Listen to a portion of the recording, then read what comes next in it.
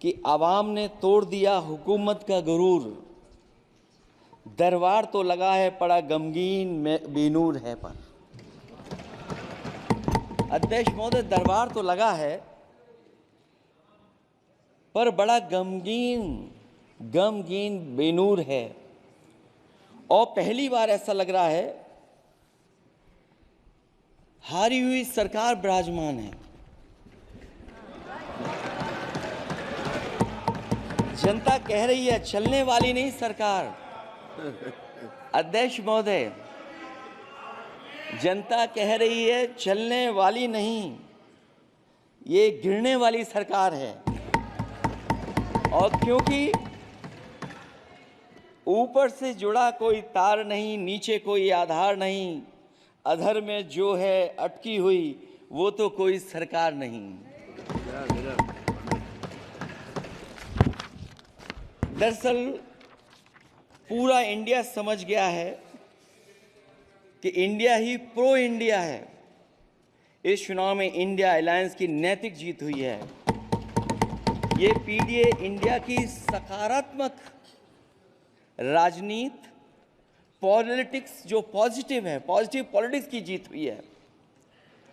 ये India PDA की social justice मुहिम की विक्ट्री है। 2024 का परिणाम हम इंडिया वालों के लिए जिम्मेदारी से भरा पैगाम भी है। और अगर हम यूं कहें अध्यक्ष महोदय कि 15 अगस्त 1947 अगर उपनिवेशिक राजनीति से आज़ादी का दिन था तो 4 जून 2024 देश के लिए सांप्रदायिक राजनीति से आज़ादी का दिन रहा। ये सांप्रदायिक राजनीति के अंत और सामुदायिक राजनीति की शुरुआत है। जहां सांप्रदायिक राजनीति का अंत हुआ है, वहीं सामुदायिक राजनीति की शुरुआत हुई है। सबसे अच्छी बात हुई ये है कि इस चुनाव में सांप्रदायिक राजनीति हमेशा के लिए हार हो गई है। अध्यक्ष महोदय, कहने को सरकार ये कहती है कि ये 5th लार्जेस्ट इकोनॉमी बन गई है और जीडीपी के मामले में 5th वर्ल्ड की इकोनॉमी बन गई है।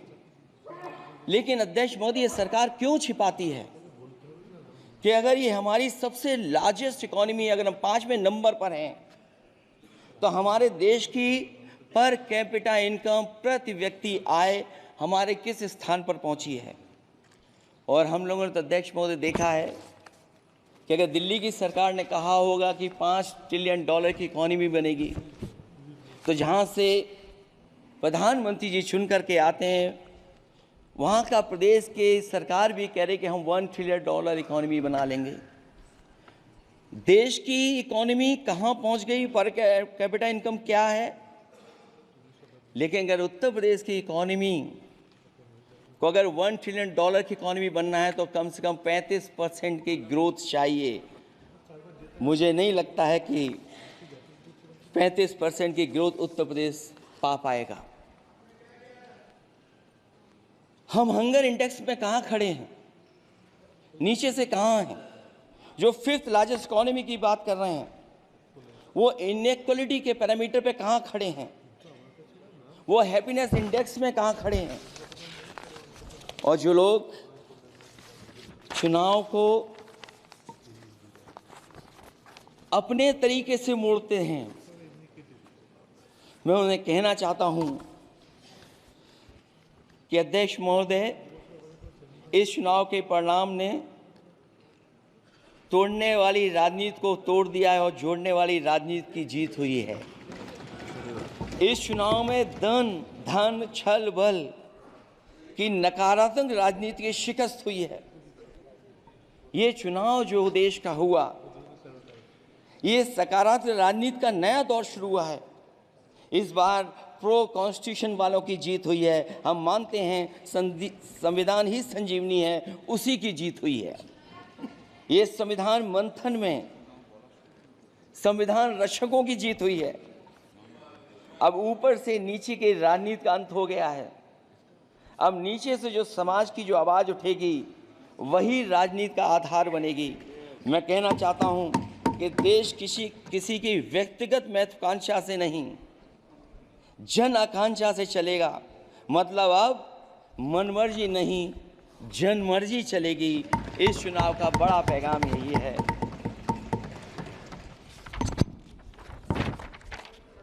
अध्यक्ष महोदय, बहुत सी बातें हुई हैं। अगर उत्तर प्रदेश की बात न हो, क्योंकि अध्यक्ष महोदय सबसे बड़ा प्रदेश जहाँ है, उसने हर बार दूसरे दल को समर्थन देकर के सरकार बनाई। मैं उन्हीं लोगों से कहना चाहता हूँ कि लोग क्यूटो की फोटो लेकर बनारस की गलियों से लेकर के गंगा जी तक ढूंढ रहे हैं। उनको लगता है जिस दिन माँ गंगा साफ हो जाएंगी, शायद उस दिन कहीं क्यूटो उसकी गोद में कहीं मिल जाएगा। बनारसी लोग चाहते हैं कि कोई गंगा जी के भी तल में उतरकर उसका दर्द भी जाने। उत्तर प्रदेश की जनता का बस यही आग्रह है कि जिस गंगा जल को हाथ में लेकर सच कहने की कसम खाई जाती है, कम से कम उस गंगा जल से तो झूठ ना बोला जाए।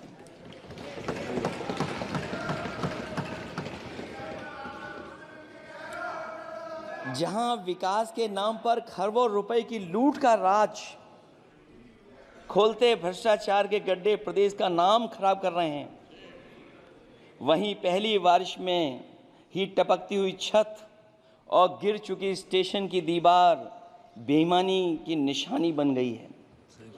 अध्यक्ष महोदय, विकास का ढिढोरा पीटने वाले इस विनाश की जिम्मेदारी कब लेंगे?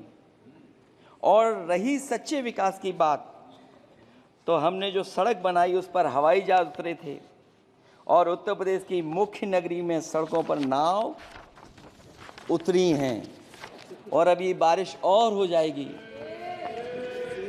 तो नाव से भी चलना पड़ेगा। यही स्मार्ट सिटी के जुमले का भी हाल है। न तो जाम से छुटकारा मिला, न बुनियादी सुविधाओं से कोई निजात मिली, न कोई बुनियादी सुविधाएं मिल पाई हैं। मुझे याद है अध्यक्ष महोदय, देश के प्रधान सांसद जी ने अनाथ पशुओं के बारे में बहुत कुछ कहा था। अनाथ पशुओं की समस्या से छुटकारा दिलवाने के लिए कब वादा किया हुआ, लेकिन कई चुनाव बीत गए हैं, अभी तक गन्ने का भुगतान 2 हफ्ते का वचन जो दिया था, कहां दिया था? अब तो वचन देने वाले को भी याद नहीं है। हर बात को जुमला बना देने वाले लोगों के ऊपर से जनता का भरोसा उठ गया है। इसीलिए बहुमत की सरकार नहीं है, ये सहयोग से चलने वाली सरकार है। डबल इंजन के नाम पर उत्तर प्रदेश को टकराहट के सिवा कुछ हासिल नहीं हुआ है। उत्तर प्रदेश में प्रभुत्व की लड़ाई 2 लोगों को आपस में लड़ा रही है, लेकिन उसकी मार जनता को सता रही है। पिछले 10 सालों की उपलब्धि बस इतनी रही कि एक शिक्षा परीक्षा माफिया का जन्म हुआ। अध्यक्ष महोदय, जिस समय चुनाव में थे और उत्तर प्रदेश में वो हालात देखे हैं कि नौजवान जब भी तैयारी कर करके जाता था और परीक्षा दे करके लौटता था तो उसको पता लगता था कि पेपर लीक हो गया। और उत्तर प्रदेश में केवल एक पेपर लीक नहीं हुआ है, जितनी भी परीक्षाएं हुई हैं सब पेपर लीक हुए हैं। केवल उत्तर प्रदेश ही नहीं, मैं माननीय सांसद की तरफ से सुन रहा था, कई ऐसे प्रदेश हैं जहां पर परीक्षाएं देने तो बच्चे गए, लेकिन वहां भी पेपर लीक हो गया। और अभी जब 4 जून को रिजल्ट आया, उसके बाद जो बात उठी है, देश की सबसे प्रेस्टिजियस परीक्षा, उसका भी पेपर लीक हो गया। और आखिरकार ये पेपर लीक हो क्यों रहा है? सच्चाई तो ये है कि ये सरकार पेपर लीक इसलिए करा रही है कि सरकार नौकरी नहीं देना चाहती, रोजगार नहीं देना चाहती, उन नौजवानों का भविष्य नहीं बनने देना चाहती। पिछले 10 सालों की उपलब्धि बस इतनी रही है कि एक शिक्षा परीक्षा माफिया का जन्म हुआ है, जिसने तथाकथित अमृत काल में युवाओं के भविष्य की आशाओं को ही जहर दे दिया है। जो सरकार उम्मीद को मार दे, वह न तो वर्तमान को सुधार सकती है, न भविष्य को संभाल सकती है। सरकार आशा का प्रतीक होनी चाहिए, निराशा का नहीं। जनता चाहती कि हर समस्या के लिए बीते कल को जिम्मेदार ठहराने के बहाने को सरकार छोड़े और आने वाले कल की बात करे। अगले 1000 साल के झूठे सपने दिखाने वाले अगले महीने होने वाली परीक्षाओं के लीक न होने की गारंटी कब लेंगे? जनता अब न तो किसी बहकावे में आएगी और न किसी के बहलावे फुसलावे में आएगी। जो लोग कहते हैं कि अमृत काल की बात करने वाले जनता का जागरण काल आ गया है। आज इस सदन में नए राजनीतिक जागरण के अनेक प्रतिनिधि बैठे हैं। अब जब बात होगी तो सच्ची बात होगी और जनता को पूरी सच्चाई के साथ हम लोग अपनी जिम्मेदारी के साथ बात रखेंगे।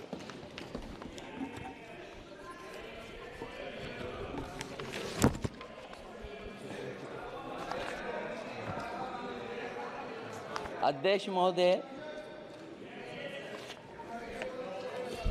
एक जीत और हुई है।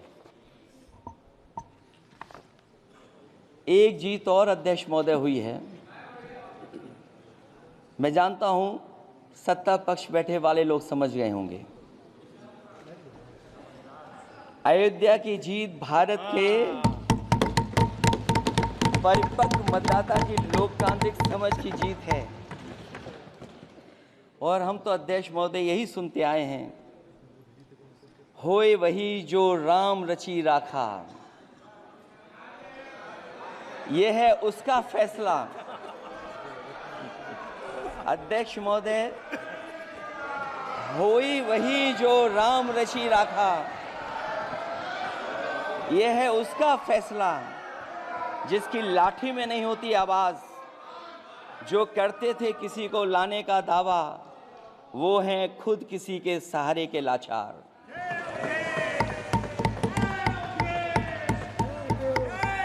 अध्यक्ष महोदय, मैं फिर कह देना चाहता हूं, होए वही जो राम रची राखा। यह है उसका फैसला जिसकी लाठी में नहीं होती आवाज। जो करते थे किसी को लाने का दावा, वो हैं खुद किसी के सहारे के लाचार। हम अयोध्या से लाए हैं उनके प्रेम का पैगाम। हम अयोध्या से लाए हैं उनके प्रेम का पैगाम, जो सच्चे मन से करते हैं सबका कल्याण। सदियों में जन जन गाता है जिनके गान, अभय दान देती जिनकी मंद मंद मुस्कान, मानवता के लिए उठता जिनका तीर कमान। अध्यक्ष महोदय, जो असत्य पर सत्य की जीत का है नाम, उफनती नदी पर जो बांधे मर्यादा के बांध, वो है अवध के राजा पुरुषोत्तम प्रभु राम। हम अयोध्या से लाए हैं उनके प्रेम का पैगाम।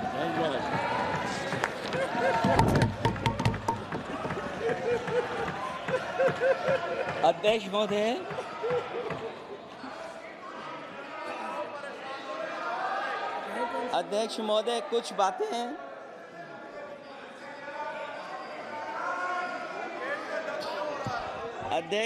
कुछ बातें समय और काल से परे होती हैं।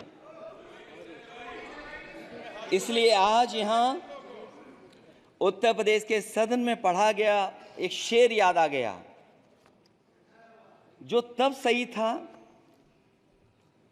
अब और सही साबित हो रहा है। इजाजत हो अध्यक्ष जी तो मैं अर्ज करूं। हजूरे आला आज तक खामोश बैठे इसी गम में। हजूरे आला आज तक खामोश बैठे हैं इसी गम में। महफिल लूट ले गया कोई जबकि सजाई हमने। योगी जी के लिए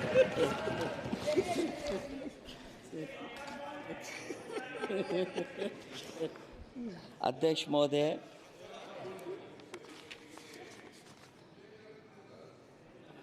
मैं मॉडल ऑफ कंडक्ट जब चुनाव हुआ, लागू हुआ, उस समय मैंने देखा कि कुछ लोगों पर मेहरबान रही सरकार और कमीशन भी।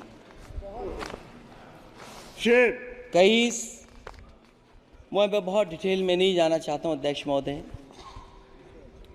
लेकिन कहीं ना कहीं प्रश्न उस संस्था पे भी लगा है, और अगर उस संस्था पर प्रश्न लगा है तो लगाने वाली सरकार की वजह से लगा है। इसलिए अगर निष्पक्ष होगी वो संस्था तो न केवल हमारा लोकतंत्र स्वस्थ होगा, बल्कि हमारे लोकतंत्र और मजबूत दुनिया में दिखाई देगा। अध्यक्ष महोदय, ईवीएम पे मुझे कल भी भरोसा नहीं था, आज भी नहीं भरोसा। मैं 80 के 80 सीट जीत जाऊं तब भी नहीं भरोसा। और मैंने अपने चुनाव में कहा था अध्यक्ष महोदय कि ईवीएम से जीत करके ईवीएम हटाने का काम करेंगे। न ईवीएम का मुद्दा मरा है, न जाएगा खत्म। जब तक ईवीएम नहीं हटेगी, हम समाजवादी लोग उस बात पर अड़ग रहेंगे। उत्तर प्रदेश अध्यक्ष महोदय वो प्रदेश है जिसने सरकार बीजेपी की बनवाई, एक बार नहीं 2 बार बनवाई, और उसी उत्तर प्रदेश के साथ कितना बड़ा भेदभाव,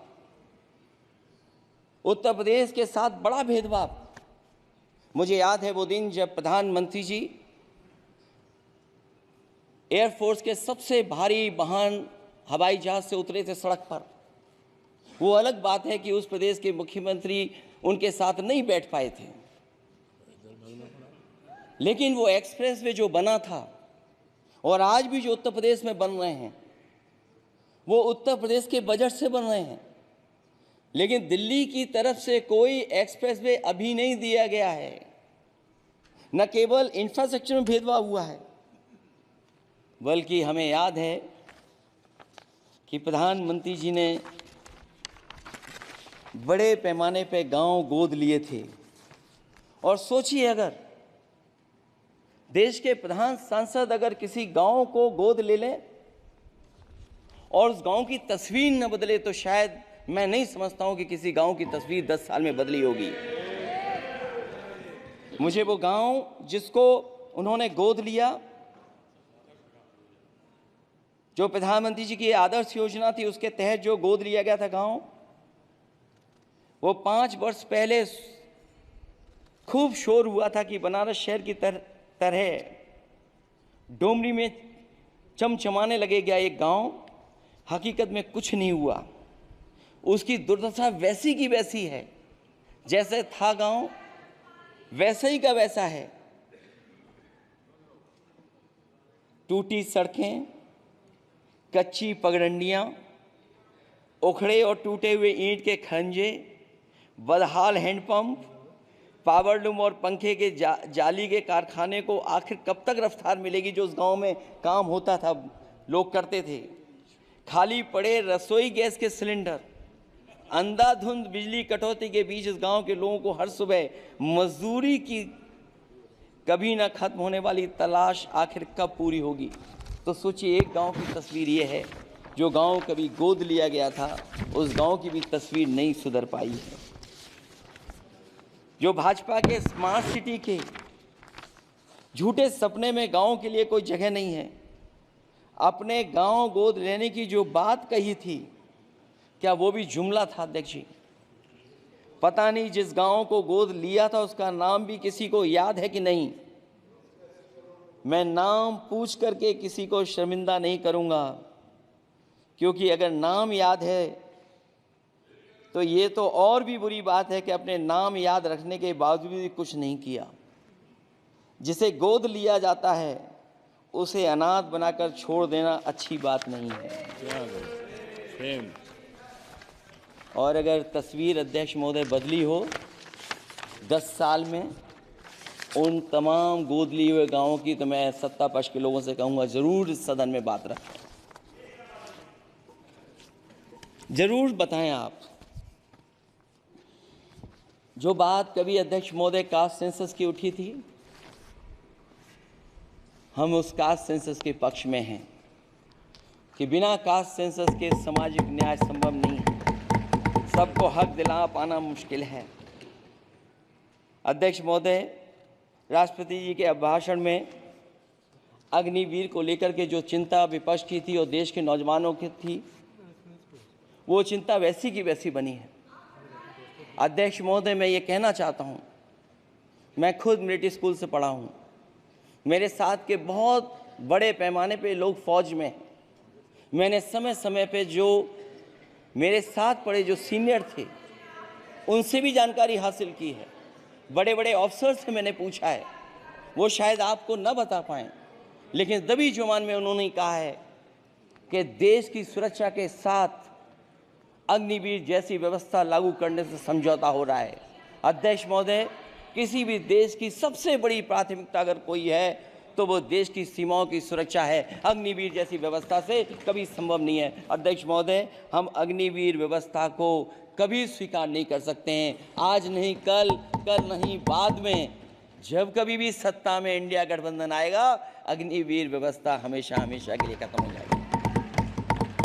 अध्यक्ष महोदय, जिन्होंने कहा कि हम आय किसानों की दोगुनी कर देंगे, आज किसान पूरा देश का देख रहा है कि उसकी आय कहाँ दोगुनी हो गई। और जिस तरह महंगाई बढ़ी है, सरकार बताए कि महंगाई इस बढ़ने पे उसकी आय कितनी होनी चाहिए। और जो इंफ्रास्ट्रक्चर की बड़ी बड़ी बातें की गई थी कि एमएसपी लागू करने के लिए एग्रीकल्चर सेक्टर का इंफ्रास्ट्रक्चर तैयार होगा, लेकिन जहां तक मैंने उत्तर प्रदेश में देखा है, अगर इस सरकार में एक भी नई मंडी बनी हो तो मुझे सरकार बता दे।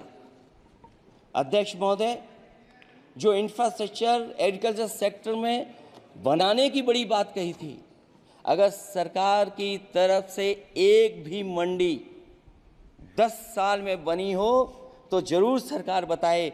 जो सरकार मंडी नहीं बना सकती है, उस पर एमएसपी का भरोसा कैसे कर सकते हैं, जिन्होंने एमएसपी का भरोसा दिलाया था। हम अध्यक्ष महोदय आपके माध्यम से यही कहेंगे कि जो राष्ट्रपति के अभिभाषण में लीगल गारंटी एमएसपी को मिलनी चाहिए थी, वो क्रॉप्स को नहीं मिली है। न केवल फसलों को मिले, बल्कि हॉर्टिकल्चर क्रॉप्स को भी एमएसपी देने का फैसला हो, जिससे कि हमारा किसान खुशहाल हो सके। साथ ही साथ ओपीएस की बात अभिभाषण में नहीं आई है। ओल्ड पेंशन स्कीम लागू हो, जिससे हमारे तमाम सरकारी कर्मचारियों का भविष्य बन सके। और देश की एक बड़ी आबादी, जहाँ से मैं चुन करके आता हूँ, उत्तर प्रदेश, जहाँ बुनकर, न केवल उत्तर प्रदेश बल्कि देश के कोने कोने में बुनकर समाज के लोग बड़े पैमाने पर रह रहे हैं, लेकिन बुनकरों को जो सुविधाएं मिलनी चाहिए वो भी इस सरकार में नहीं मिल पा रही हैं।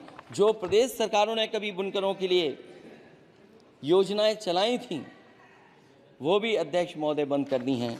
मैं अंत में इतना ही कहना चाहूँगा कि इस सरकार ने नौजवानों को नौकरी नहीं दी है, नौकरी और रोजगार उनसे छीने हैं,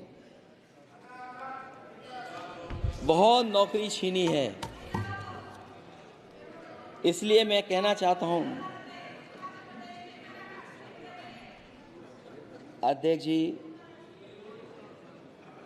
इसलिए मैं कहूँगा कि आपके राज में न नौकरी की उम्मीद है न रोजगार,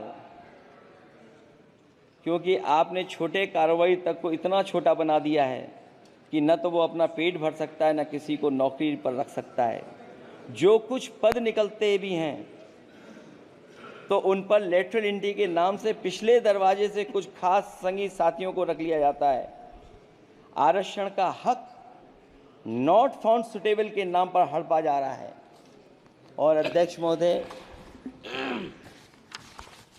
आरक्षण के साथ इतनी खिलवाड़ किसी सरकार ने नहीं की होगी जितनी खिलवाड़ इस सरकार ने की है।